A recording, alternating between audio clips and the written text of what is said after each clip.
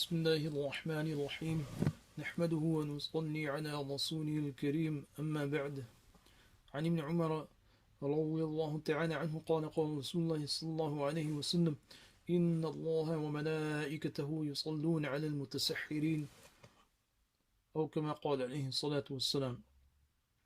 رواه الطبراني في الأوسط وابن حبان في صحيحه كذا في الترغيب.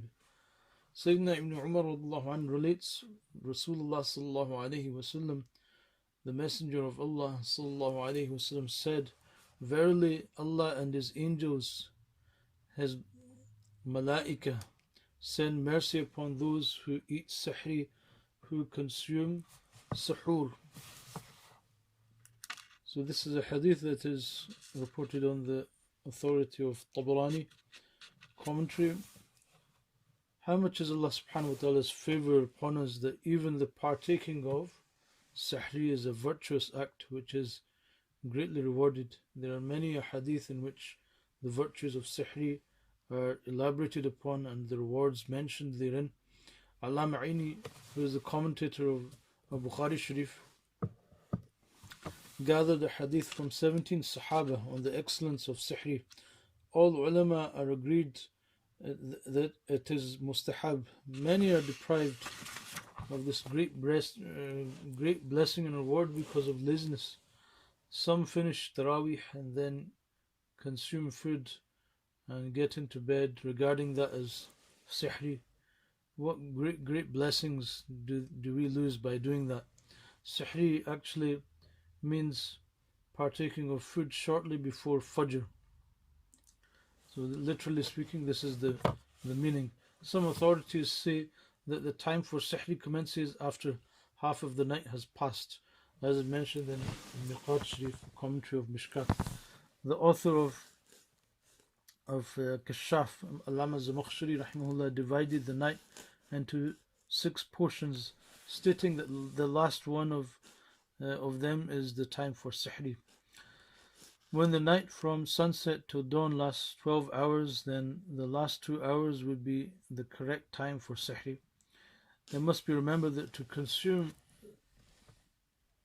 sihri at the latest time is better and greater in reward than eating earlier, on condition that no doubt remains as to sihri had been partaken of before or after the time of Fajr. The hadith are full of virtues of sihri. The Messenger of Allah sallallahu alaihi wasallam said, the difference in our fast with that of the Ahlul Kitab, i.e. the Jews and the Christians, lies in the partaking of food at the time of sihri. They do not. It is mentioned in the hadith, eat sihri because in it lies great blessings. It is also mentioned in 3 things there are great blessings: in jama'ah, company, in eating tharid, and in sihri. In this hadith, the use of the word jama'ah is general, whereupon we deduce it to refer to salah with congregation and all those righteous deeds done together, and Allah subhanahu wa ta'ala's help is attracted.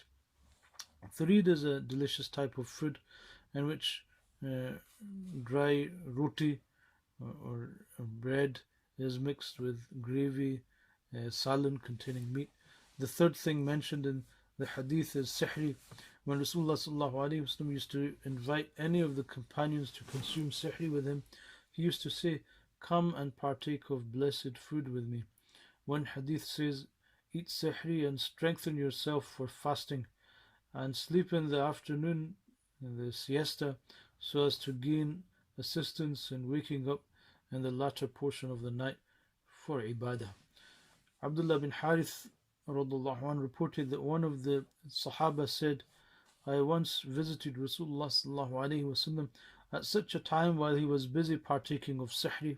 Rasulullah sallallahu alaihi wasallam then said, this is a thing full of blessings which Allah has granted you, never leave it. Rasulullah sallallahu alaihi wasallam has encouraged sihri in numerous hadith. Even though there is no food, then too at least one date should be taken, or a drink of water taken. Thus, when there definitely lies great blessings and reward in Sihri, Muslims should endeavor to gain as such as much blessings as possible. However, in all things, moderation is important. While going beyond moderation is harmful, neither should so little be eaten that one feels weak throughout the period of fast, nor should so much be eaten that discomfort is felt in the digestive organs. Many times we have been prohibited in a hadith from filling the stomach excessively. May Allah Ta'ala grant us the tawfiq to take heed and really appreciate the amal of sihr and the blessings therein and the reward that is found therein, and also grant us the tawfiq to bring each and every sunnah as well as the mustahab acts into our lives, and really make this these fasts, conduct these fasts in a manner that is most pleasing to Allah subhanahu wa ta'ala. أقول قولي هذا أستغفر الله لي ولكم ولكافة المسلمين فاستغفروه إنه هو الغفور الرحيم.